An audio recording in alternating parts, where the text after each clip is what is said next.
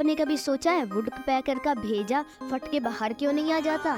क्योंकि वो 1 सेकंड में 20 बार पेड़ में अपनी चोंच मारकर छेद करती है। ये करते वक्त वुड पैकर पर 1400 जी का फोर्स लगता है। ये फोर्स इतना ज्यादा होता है कि अगर 100 जी का भी फोर्स एक इंसान पे लग जाए तो कुछ ही सेकंड्स में मर जाएगा। लेकिन वुड पैकर 1400 जी फोर्स इसलिए झेल लेता है क्योंकि इसके दिमाग और सिर के बीच में एक फॉर्म जैसी हड्डी होती है कि एक तकिए के जैसे काम करता है और सारी एनर्जी एब्जॉर्ब करके दिमाग के चिथड़े उड़ने से बचा लेता है।